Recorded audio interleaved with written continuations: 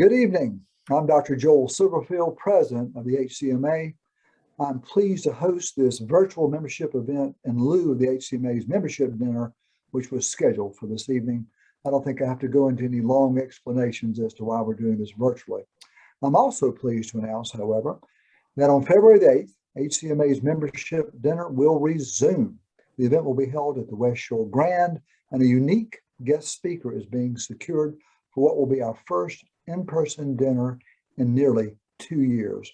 Watch your emails for more information. For the best view during this program this evening, please make sure you are on gallery view. I would like to introduce those who have joined me on screen. Jeremy Enns is having some technical problems, but Jeremy Enns is the advisor at Giannis, Cawley, and Dillinger, or GCD. They serve as an HCMA benefit provider, and they're our sponsor this evening. Our special guest, Dr. Rebecca Bernard, will be introduced shortly. Well, as you know, these last 2 years have been difficult, but your HCMA has been busy and active. Tonight, Dr. Bernard is going to talk more about our Physicians Wellness Program, but we think it's one of the best available. A couple of years ago, it became clear to us that many of our doctors, particularly some of our younger doctors, were struggling. They were having some issues with burnout, and the pandemic has certainly increased the temperature on this. So what we did was we set up an excellent program, a Physicians Wellness Program. We have excellent psychologists and counselors who we have vetted thoroughly. This service is entirely free to our members and is entirely confidential. During this time, we've also put on several COVID seminars.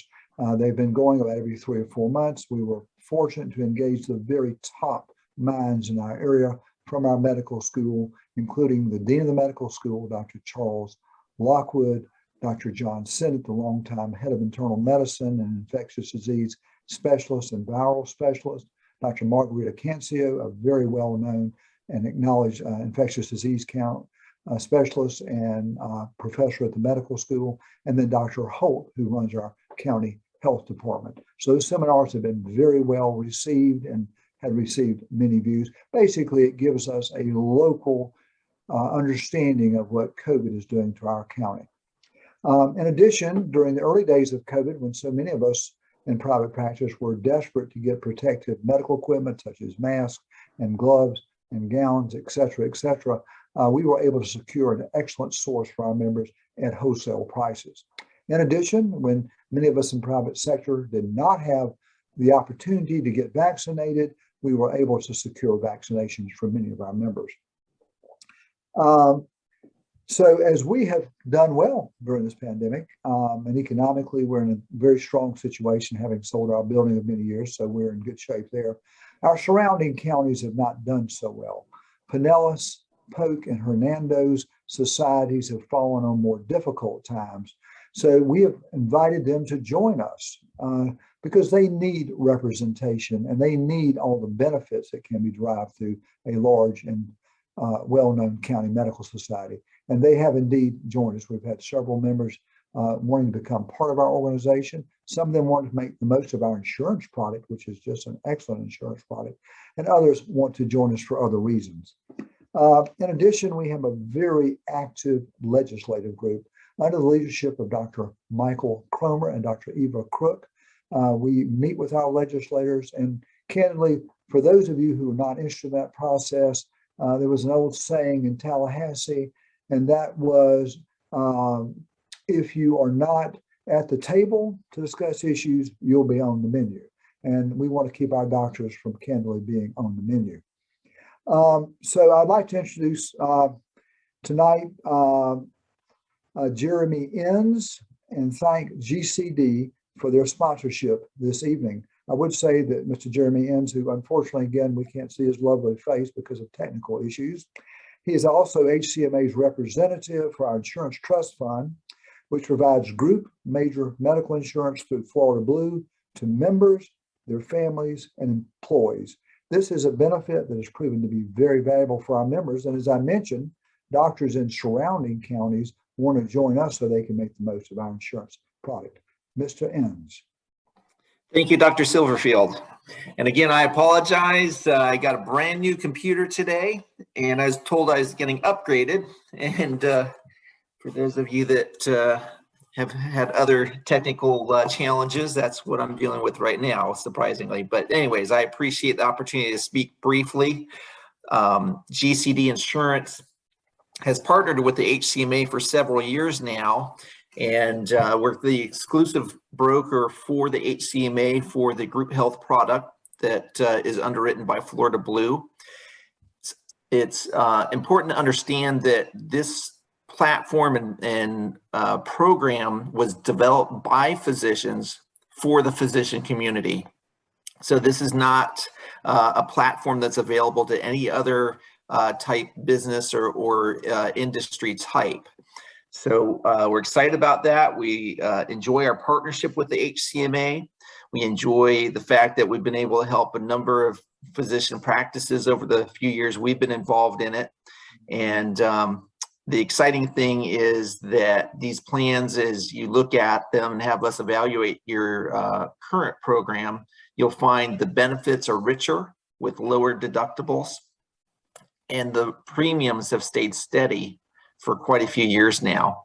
So I can go into more detail if you want to reach out to me directly, but we're a firm that specializes in employee benefits. I personally have been involved for over 30 years in employee benefits, and our objective is to help our clients, represent our clients, and be your advocate and your intermediary with insurance companies. So I appreciate the time to speak briefly, and I look forward to hearing from y'all. If you do have interest, I'm not sure if Debbie and the team sent out my information, but if needed, certainly reach out to the HCMA office and they'll connect you with myself at GCD. Thank you for this evening and hope you have a wonderful event. Thank you very much. We're greatly appreciative of your sponsorship. So now I'm going to take a couple of minutes to introduce our special guest, Dr. Rebecca Bernard. I first watched her this summer at the HCMA, and I was so impressed by her intellect and her positive energy. She really embodies what I would call the happy warrior in medicine today. And we're just very lucky to have her here with us. So I'll say a few things about her. She's a family physician in Fort Myers, Florida. She is the author of 3 books and a national speaker on the topic of physician wellness and practice management. She's a native Floridian, and she's the daughter of 2 registered nurses. I don't know if they thought you came up in the world or went down in the world, but she grew up in the rural town of Clewiston, which I think is known for both cattle and citrus. Is that fair to say? So I assume she can rope a cow and she can pick an orange tree. She graduated from the University of Florida with a degree in sociology and received her medical degree from the University of Miami. She completed her residency at Florida Hospital in Orlando.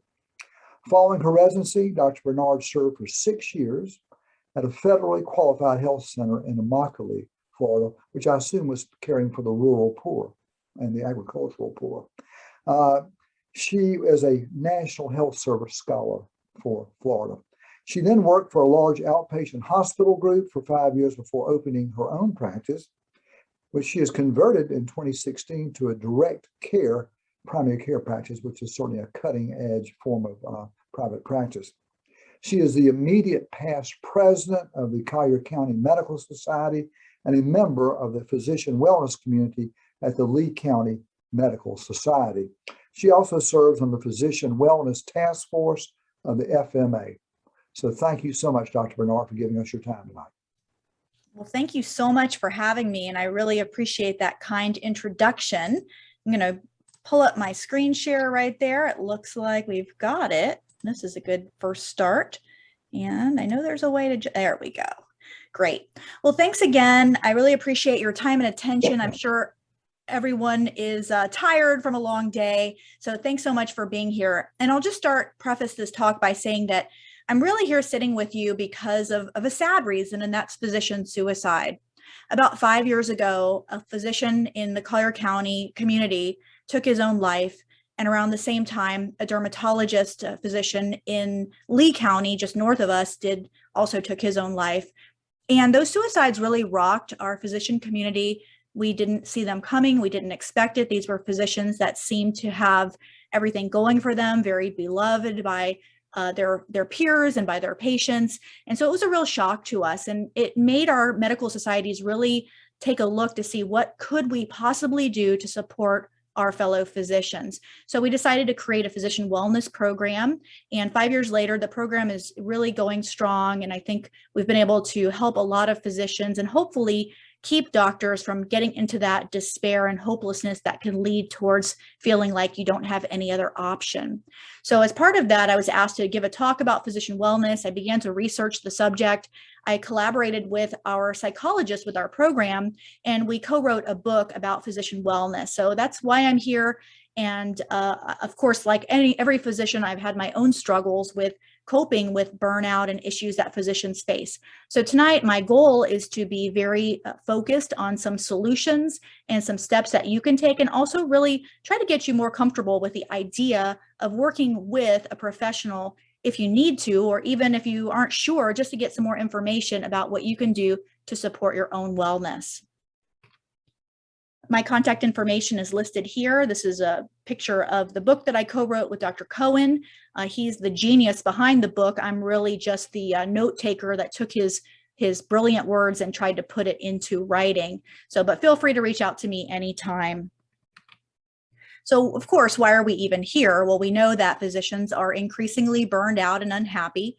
Up to 50% of physicians have reported making plans actively to leave the practice of medicine. We're seeing high rates of depression, particularly among medical students and residents, and it's estimated that about 400 physicians per year take their own lives. Now, when we're talking about how COVID has affected our burnout, well, it has, but it's really not a new phenomenon. And you can see here physicians were polled and asked whether their burnout began before or after the start of the pandemic, and you see that overwhelmingly, most people were already burned out to begin with. Of course, having COVID happen has not been beneficial for our psychological well-being. You can see here that studies have shown that COVID pandemic has increased most doctors' burnout. And in 2021, 33% of doctors polled actually said that they're planning to leave early or retire due to burnout. This is a little screenshot here of burnout before the pandemic. And I think it's really interesting because instead of asking, are you unhappy or burned out, they ask, are you happy? And I always like to say, if the dermatologists are unhappy, we have a problem.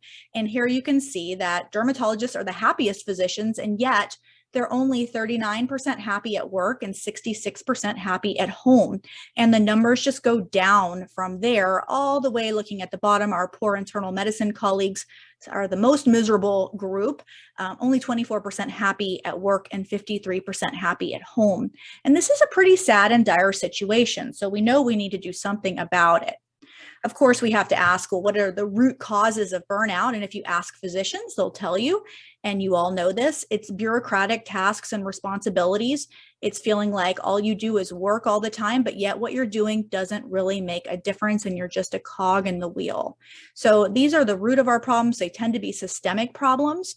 And of course, the solution is fixing the system, but that is quite an accomplishment. And of course, it's a worthy goal to work towards, but we know that it may be more realistic for us to try to work on ways that we can cope within this very broken healthcare system, while of course trying to make efforts working with our larger groups or in our medical organizations to try to make improvements to our system.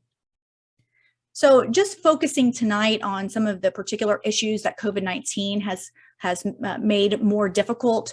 We know that doctors working on the front line in hospitals, emergency rooms, and in critical care units have really faced a lot of difficulties with frontline patient care issues. And I would extrapolate that into primary care world as well, because a lot of us are trying to get people to accept vaccines, trying to send them for monoclonal antibodies, fighting a lot of the denial and some of the issues that we see every day with patients. We also know that doctors have been very concerned about safety. And as was mentioned by Dr. Silverfield, our medical societies have really come to the rescue with trying to get us our PPE, because that was something that was a real problem and may still be an issue for many of us. Financial issues, of course, took a big toll with lockdown and cancellation of elective surgeries. Emotional contagion has been a major problem. We'll talk about that in a little more detail, which just the bottom line is that emotions are contagious. So if you're around people who are anxious, who are worried, who are stressed, you are going to feel some of that. And it's just natural that we're going to feel some of those exact same emotions. And then I think one of the biggest challenges that we're facing, especially right now, is politicization of COVID-19, of masks, of vaccines, of science, skepticism of these things. It's really tough as a doctor to be dealing with a public that expresses skepticism of all of the things that really we stand for. So just talking for a few minutes about some of the issues that we face in the front line. Of course, dealing with patient death and disability is a particular issue for our colleagues that are working in hospitals and ICUs. I have a very good friend, she's an ENT physician, and she called me in tears saying that she was just so tired of doing tracheostomies for patients that needed to be put on long-term ventilators and dealing with these young mothers. And, she really could see herself in these patients. And it's really heartbreaking after a while to just see so many young people affected by COVID. There's often a sense of futility that, you can't seem to make a difference.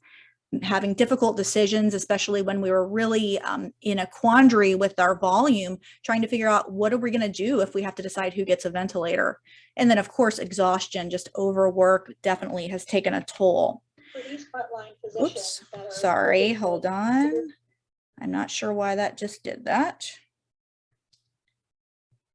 So some of the risk factors just to be aware of for depression, and I think it's really important because we know that depression can lead to suicidal thinking. So if you start to identify some of these risk factors, that means you really want to start paying attention to it. So if you're a doctor that's dealing with a lot of death, who has 24-hour call and not getting enough sleep, certainly if there's a mistake that's made or a bad outcome, these are all risk factors for depression. And if you have any of these, that means you want to reach out for help sooner. So what is the way that we can mitigate some of these risk factors? First and foremost, it's really important for physicians to acknowledge their emotions. And this can be really hard for doctors because in many cases, we've kind of been trained in our medical school and residency days, you always hear, well, suck it up, don't show emotions. And that's actually the worst advice that you can get. In fact, psychologists will tell you that one of the best things you can do if you're feeling anxious, stressed, sad, is just simply to acknowledge, even just to yourself, the way that you're feeling. And there's a lot of power in actually just labeling an emotion. It takes a lot of the power that emotion has over you. Sometimes if you don't label it, you just ruminate and then you can start to spiral into negative thinking. So labeling an emotion is a really important step. It sounds simple, but it really is effective. Also, we need to practice self-compassion. And I tell my patients this sometimes, and I tell my friends, what would you say to your own friend or to a child or to a family member if they were going through difficult times or if they made a mistake? You would always encourage them to be compassionate to themselves, not to be so hard on themselves. So we need to do the same thing for ourselves. I think it's really critical that we have a low threshold for getting professional support. What we've really found is that doctors who go on to develop suicidal thinking, they develop a pattern of cognitive distortion in which their emotions start in their negative and then they get worse and worse and worse. And if you don't catch those emotions early on and you get into those cognitive distortions, you can lose sort of touch with reality. And that's where suicidal behaviors can be more likely to take effect. So you don't want to wait until you're in that really negative thought pattern, because that's when you get into hopelessness and despair. You don't see a way out. You want to take action earlier. And certainly if you have a colleague or a peer friend and you see them developing some negative thinking thought patterns, really encourage them to get help early so that you avoid getting into the more difficult to treat symptoms. Doctors really need to not isolate, and that's been so difficult with COVID-19 because we have been so isolated from each other. And it's critical that we have support. We know that social isolation is a big risk factor for depression. So I actually have had homework given to me by my psychologist as we were coming out of COVID. And that was just to make a date to have dinner or lunch with a friend. And it seemed kind of simple, but I was hesitant. Of course, I didn't want to go out because we were still worrying about the pandemic, but just getting together with a friend can really make a big difference. And it did for me. And in fact, studies show that doctors just simply getting together for lunch or dinner with their colleagues has a significant improvement on burnout. The other thing that doctors have been extremely worried about is their own personal safety, but even more importantly, the safety of their family. In fact, it's been the #1 concern that doctors have reported. And I think that that concern is pretty valid, especially if you think to the early days of the pandemic, where physicians and other healthcare workers were asked to take care of patients without adequate PPE and really were reusing supplies inappropriately and things like that. And I think that we really need to realize that we have to protect ourselves, we have to protect our family members. And so it's important that we insist that we have proper safety measures and really hold our systems accountable to make sure that we are practicing safely. I would say that anyone that has their own office should really create and follow their own office protocol. And now that we're kind of coming out of the pandemic, we've got to be careful to avoid complacence because we start to get back into older patterns. I know a lot of my doctor friends say that they're probably just going to continue sticking with masking, at least in the office. At a minimum, I think to myself, I can't believe that we were examining patients that were sick and coughing in our face and we weren't using any kind of real protection then. So I think at a minimum, we'll probably see some changes in just day-to-day office behavior with dealing with ill patients. And maybe that is a very reasonable thing to do. And then the other thing that's really important when it comes to safety and anxiety around safety is to practice cognitive reframing. And this is something that if you don't know a lot about, you can learn from a really good psychologist or therapist, which is when you find yourself having negative thoughts, especially if you're catastrophizing, you're thinking, my kids are going to get sick. I'm going to give this to my husband. He's going to die. I've had friends of mine tell me these concerns. And so the practice of cognitive reframing involves you asking yourself, is this thought that I'm having logical? Do I have any proof that it's true? And if the answer is no, it's then deliberately choosing to think in a more positive and healthy way. And it's something that you may have to practice because your automatic thought is the negative thought. So it takes work to train yourself to think in a more positive way. We'll talk a little bit more about that, but that's something that a good psychologist can really help with. So just a few words about emotional contagion. As I mentioned, emotions are contagious, and we have to realize that our society is really going through a grieving process.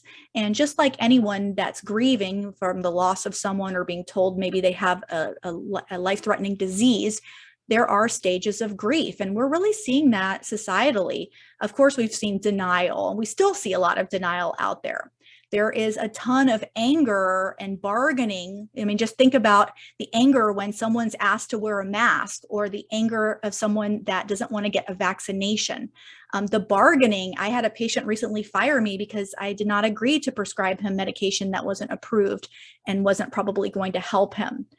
And of course, depression. So I'm sure as you think about the patients that you've interacted with and just sort of the general sentiment out there, especially on social media, you can see so many examples of this. So I think it helps for us to reframe some of this instead of just people being jerks or people being awful or politics. Think of it more as people going through the grieving process. And grief in these stages are not logical, they're not reasonable, but unfortunately, they also can take a toll on us as the physician. So recognizing that can be really helpful. And then we'll talk about some things that we can do to kind of counter some of those emotional reactions. The other thing that I think is really important to remember is that dealing with COVID-19 is almost kind of like, I guess it's like a disaster in a way. And you can look at what the phases of disaster are and really see a lot of parallels with COVID-19. I think it's really interesting when you look at this phases of disaster with the emotional highs and the emotional lows. I look at that honeymoon stage, a heroic and honeymoon, and I think about, remember those days when everyone was all excited about doctors and healthcare workers and putting out signs that said heroes work here, and then look how down it goes to disillusionment, which is, people out there protesting at hospitals saying, doctors are bad, and how dare you try to tell me to take a vaccine. So you see that this exactly is what we're going through. And we hopefully will see we are pulling out of this, hopefully. But as you see, there also may be setbacks, and there's a stage of coming to terms. My hope is that we are working our way through this. And I think that there is some cause for optimism, because if you look at the historical perspective of pandemics, most pandemics through history take about 2 to 3 years to complete that process. And it seems like COVID-19 is probably going to fall along that path. We're about 2 years out, a little short of 2 years. So hopefully, fingers crossed, we are following that, and we're going to see ourselves pulling out of it. So hopefully there's some light at the end of the tunnel and reason to be optimistic. So it's just some tips for mitigating some of this emotional contagion. It's really hard if you're like me. I use social media a lot to find out what's going on with my community and with my physician friends, and connect with family like we all do. But it can get overwhelming, especially during, political issues, during elections, and of course, during this COVID-19 pandemic. So it may be helpful to minimize your exposure to media. Try to block any sources that may be questionable. And one of the things that I had to do for myself this year was to set some limits on my social media time. I had to do this with Facebook because I was getting a little bit obsessive, and I was getting a little bit annoyed with different people and different situations. And it was really just, I just couldn't seem to stop myself. So what I did was I set some limits. And the way you do that, you can do it on your iPhone, you can do it on your computer. You just set a time limit. So now my Facebook I think I have 15 minutes allowed. And when that 15 minutes goes off, it lets me know I'm done with my time for the day. If I want to keep going, I can do another 15 minutes. But it's nice. It keeps me from just mindlessly continuing to doom scroll, as they say. And it's also a great idea to disable your notifications. Like, you do not need your phone and your computer dinging at you every 5 seconds, and then you're checking to see what someone's saying. They tagged you, they emailed you. This isn't really super helpful. It's not great for being efficient. So one thing, simple thing, just turn off your notifications on your phone and on your computer. Also, big tip here, why torture yourself with being exposed to difficult people that stress you out, people that raise your blood pressure? You got to do it enough in your practice. Do you need to do it in your social life? No. So if you unfollow people or you snooze them, they don't even know. So you could unfriend someone. They may know that you unfriended them. Maybe that's something you don't want them to know. So you can always unfollow or snooze people if you just need a break from them. But I've been doing a little bit more of this. I try to keep friends of lots of different backgrounds, because I don't want to get stuck in like one of those cognitive biases where I'm just seeing people that agree with me. So I try not to do this like for just somebody that says something that I don't agree with, but you have that person that likes to push buttons and they're posting things that you just can't deal with. Just unfollow them. Easy enough. And then, of course, it's probably a great idea, and I think I need to do more of this, is actually put ourselves in a timeout from computer, internet, maybe go camping or something like that. I think this is probably a good idea. I know some people that do this on Sundays. I haven't gotten to that point yet, but I don't think it's a terrible idea. So just a few words about self-care. We doctors are really great at lecturing our patients about taking care of their health and themselves, but we don't always practice what we preach. So just a reminder to make sure that you get enough sleep, that you take care of yourself, that you eat right. Don't neglect your medical care. And, it's best not to, what do they say, that a doctor that has treats themselves as a fool for a patient. Well, it's just hard to be objective. So it's always good to have your own primary care physician, maybe your own psychologist, just to make sure you have someone checking in on you.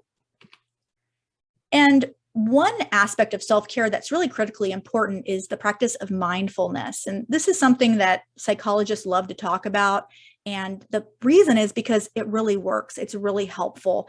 And it's kind of one of those things that sounds a little new agey when you hear about it. So it's a little hard for us sometimes. But the truth is that studies have shown over and over again that just 10 minutes of mindful meditation done twice a day can cause rewiring in your brain circuitry that's been shown on functional MRI scans. So mindfulness is really a great thing to do. And mindfulness just means being aware in the moment rather than letting your mind think about 10 million things that you need to do, or somebody that said something to you that you didn't like, or something, just all these different things that we're thinking about and worrying about. It's trying to just be focused on what's happening right in front of you. And that could be something just enjoying a simple pleasure, taking a walk outside, just practicing a couple of deep breaths. And even better if you actually do something a little more formal. And there are lots of apps. I've been using this one called Insight Timer lately, and I just set the timer for 10 minutes. And I just try to sit in my office before I start seeing patients and just let the timer count down and have some waves playing in the background. And I just try to breathe. And the thing about mindfulness is, if your mind starts to wander, then what you need to do is all you do is just acknowledge that, and then you just start to focus on your breathing. And there's not really a right or a wrong way to do it. It's just about trying to get yourself back to just being in the moment. So it's something I highly recommend. I've been doing this more recently, and I really do think that it's helpful. The other thing, of course, is gratitude training. It's so easy to remember the bad things, the negative things, but yet it's so helpful to focus on the things that are good in our lives. And sometimes, some days it's really hard to come up with those. So, but when we do this, it has also been shown to improve our wellness. So just even if you're having a bad day, just take a minute to think about something good in your life and what it would be like if you didn't have that in your life. The other thing that I think is really helpful is, especially if you have a patient complaint or somebody writes a bad review about you, it's really nice to have some of the nice things that people said to you, or maybe a nice email that somebody wrote, and kind of have that somewhere, maybe in a notebook. So sometimes we need to look back and remember the good things. It's so easy to forget about those. The other thing that I highly recommend all physicians, and I'm really preachy about this to young doctors that are just about to sign their first contract, doctors do not need to be working 5 days a week, 10 hours a day. I mean, that's ridiculous. No one else really does that in other professions, yet doctors are expected to do this. I believe that every doctor should schedule themselves at a minimum a half day off per week, ideally a day off if you can swing it, and use that time to take care of yourself. This is when you go to your doctor's appointment, your banking, your financial. When else are you supposed to do these things? So I think it's really critical that we do that and we take time for ourselves. Also, schedule time for the things that you need to do and the things that you enjoy doing. If you put it on the schedule, you're more likely to do it. Just a few words about boundaries. Physicians, we are terrible people pleasers. We hate to disappoint people. We feel bad if we let someone down. Sometimes we feel like we need to say yes because we're the only one that can do the job right. There's lots of reasons why we will sometimes say yes to everything. And it's really important for physicians to learn how to say no to activities that don't add value to our lives. I think about all the committees that I've served on over the years at different systems. I think about all the things that I've agreed to do over time, and probably only a tiny minority of those were actually beneficial to me in any way. But I would say yes because it was hard to say no. So how do you do that? Well, I've learned about this through work with psychology. And that's number one, when someone asks you to do something, you ask yourself, why would I do that activity? What are my motivations? Am I saying yes just because I want to be a nice person, because I don't want to let someone down? Or am I saying yes because this is something that is really going to add benefit to my life or help me with my future goals? And if the answer is that it's not something that's going to help you, then you need to say no. And no is a complete sentence. You don't need to elaborate about that. And that can be hard though, because we're going to sometimes feel anxious about saying no. So what psychologists suggest is that you practice feeling okay when you say no. Now, you don't need to rehearse exactly what you're going to say, but what you want to do is imagine yourself saying, I'm not going to be able to join that committee. And you are feeling in control, you're feeling calm, and you're imagining that the person you're telling this to receives it well. They're not upset with you. They say, okay, that's great. That no problem at all. And you just imagine that scenario versus imagining like, oh, they're going to get really mad at me and I'm not going to, they're going to fire me. You know, instead of imagining that scenario, you want to imagine yourself in control, calm, and everything going well. And that's sort of a visualization technique that really works. And then the other thing I always say is we really need to set boundaries between work and home. And I know that's difficult. I get that, but we need to prioritize our time with our family. And that means really leaving work at home leaving work at work where it belongs. Now, I'm just going to pause because my husband is getting home and the dogs may start barking. My apologies for that. They have little vibrating collars on that's supposed to dissuade them from that, but you never know. So moving on into sharing emotions, as I mentioned, labeling emotions is really beneficial for just feeling better. And one of the ways you can do that is by journaling, writing it down, by something they call peer group processing, which is just a fancy word for getting together with your friends. And then, of course, therapy. And that can sometimes be a good place if you're really having complex emotions and you don't really understand why you're feeling the way you are, what you can do about it, then that's what a good psychologist can help you with. I mentioned cognitive reframing, and this is something that psychologists excel at, as I mentioned.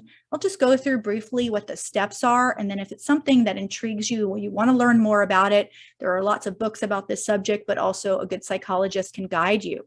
So the first step to cognitive reframing is to identify and label any negative emotion or feeling that you're having. Sometimes we don't even realize we're having it. We're just like mad and we're throwing things around and people are like, what's wrong with you? And so, but if we ideally, we can identify like, you know, I'm really angry today, or I'm really stressed out today. Start by identifying and labeling it. The next thing is to identify any cognitive distortions that you have. And what this means is this is an illogical or irrational thought or feeling that we all get. They're automatic thoughts. So for example, I have a patient that won't take their COVID vaccine and I try to convince them and they say no. And maybe I start thinking to myself, you know, I'm never going to be able to get people to take this vaccine. People don't trust me.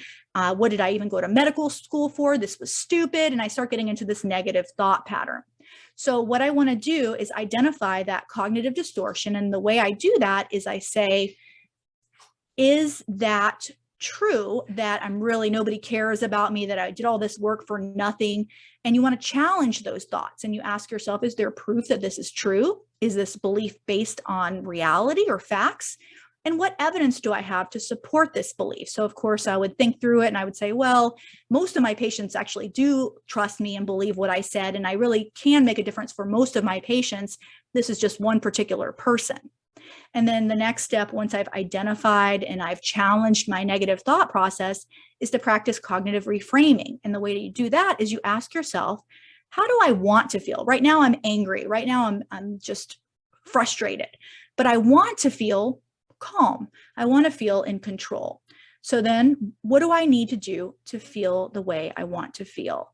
And that may involve, you know, working with a psychologist to figure that out. But a lot of times it's just having that more positive reframing and that thinking to yourself, changing the way that you think about a scenario. And it can make a big difference. It sounds very simple, but the mind is really powerful. And when you think about things differently, you act differently. And when you act differently, people around you act differently. So you can get a lot of great results out of this process. You know, I talk about using a psychologist to help you with your own thinking, but it really helps to help you cope with patients as well. And I refer my patients liberally to psychology. I think they're really helpful. I actually have a psychologist that comes to my practice on Wednesdays and Thursdays. And I wish every doctor did this because it helps you as a doctor. And of course, it helps the patients. It lowers the stigma to going to a psychologist's office if there's someone right there in the practice. So the main thing is really just to dealing with difficult patients and all the stress right now with COVID-19. Just remember to breathe and practice mindfulness with each patient that you're dealing with. Don't let their emotions get to you or take you down. Just reframe them that the patient is going through the stages of grief. Always, again, liberally refer to psychology whenever possible. And then one thing that's really helpful, and kind of in my last few minutes, I'll just talk about diffusing an emotionally charged situation or patient. So when patients are really upset or in a strong emotional state, they're not usually thinking rationally. They're not using really their frontal cortex. Instead, their more primitive part of their brain is in control, and that's they call amygdala hijack. And when they're stuck in this type of thinking, they really cannot engage in logic. They're just stuck. So if you try to rationalize with somebody, or you try to say, sir, you're being unreasonable, they're not going to hear that at all because they are just locked in. So there is a technique that really works extremely well for this. So number one, identify the emotional state that you see in the patient. So one example I like to use is, you walk into the exam room, you're running late because you just had to tell another patient that they have cancer, and you just went through this terrible situation. Now you walk into the next room and the patient is glaring at you, tapping their foot. They seem really angry. And of course you're thinking, it's not like I was just sitting there drinking coffee and reading a newspaper. I was, working, I was doing something stressful, but the patient sitting in front of you doesn't really care about that. They're not tuned into that. They're just tuned into themselves. So you identify the emotional state, the patient's glaring, their arms are folded, you see that they're angry. So you've identified the anger. And so now you're going to practice something called emotional mirroring just by stating how you think the person is feeling. So I would say, hi, Mr. Jones, you seem really angry. Is that right? Then you ask them if you're correct. And then they might say, well, yeah, I'm angry. I've been sitting here waiting for you for 30 minutes. Or they might say, no, I'm not angry. I'm just really worried about my test results. So you say, oh, I see. So you're really worried. Or they say, yes, I'm angry. And you say, you validate the emotion. Even if you're not necessarily agreeing with them, you're not telling them that they're right. You're just validating their feelings. And the way you do that is you would say, oh, you've been waiting for 30 minutes. I'm sorry. I can understand why you would feel really upset about that. I'd be upset too if I was waiting for 30 minutes. Again, you're not saying they're right. You're just validating their emotion. If they say, no, I'm not angry, I'm just really worried, then, okay, you would also restate the emotion and you would say, oh, I see you're really worried because you've been waiting for your test results. I totally understand. It's always nerve-wracking waiting for test results. So again, you're just validating their emotion. And a lot of times that's all you need to do. The patient will immediately just move into frontal lobe. And you'll usually tell that because they'll kind of give an audible sigh. And you can tell that then they're starting to move into more logical thinking, and they will generally then invite you to continue. They will say, oh, it's okay, don't worry, just let's talk about the results. So, but until they are at that point, you don't want to try to problem solve. You don't want to say, I think we can try this or that. They're not ready. So until they indicate that they're ready to move forward, just continue to validate their emotions. And it's really hard because a lot of times we're upset because, like, how dare you be angry at me for running late when I've been dealing with all these other issues? But we need to try to rise above that, because if we can get this emotional situation diffused, then we're going to be able to move on with the visit, get the patient taken care of, and be able to move on with our day. So these techniques are really helpful. I've learned them from working with psychologists. I've put them into practice in my own life and in my office, and I'm always shocked at how well it works. The first time I did it, I called my friend who's a psychologist and I said, oh my God, this thing worked so great. And he said, I told you. So there's a lot of great things we can learn from our psychology colleagues. Just a quick point about help that's available. If you're having a serious concern and it's maybe the middle of the night, we do have this, there's a physician support line. It's staffed by volunteer psychiatrists. It's available for free for physicians. And they have a phone line that's 7 days a week, 8 a.m. to 1 a.m. So if you're just looking for someone to talk to, that you just need to have a few words with someone, this is an option. But something I would recommend very highly is that you take advantage of your physician wellness program. And the HCMA offers 6 complimentary sessions per year. I took a look at the website, and you guys have a lot of amazing psychologists that are available, very well credentialed, and they've been vetted by your leaders there. So these are people that really know what they're doing. And what's really great about this is that it's completely confidential. This information does not get back to anyone. This doesn't go to the Board of Medicine. This does not have any negative impact on your practice. So I highly recommend that all physicians avail themselves of this program. And even just to have a check-in, just like, am I doing everything that I can be doing? Is there something, I could do better with my patients or with my family? This is a service that's so beneficial. And even if you don't need it yourself, keep it in mind for your friends or colleagues. If someone is talking to you and they seem down or they seem frustrated, just let them know about this program. We need to encourage each other to take care of our mental health. So for more information, of course, please reach out to me anytime, and of course to your medical society leadership. I'd be happy to take questions if you have any. If not, you can feel free to email me anytime.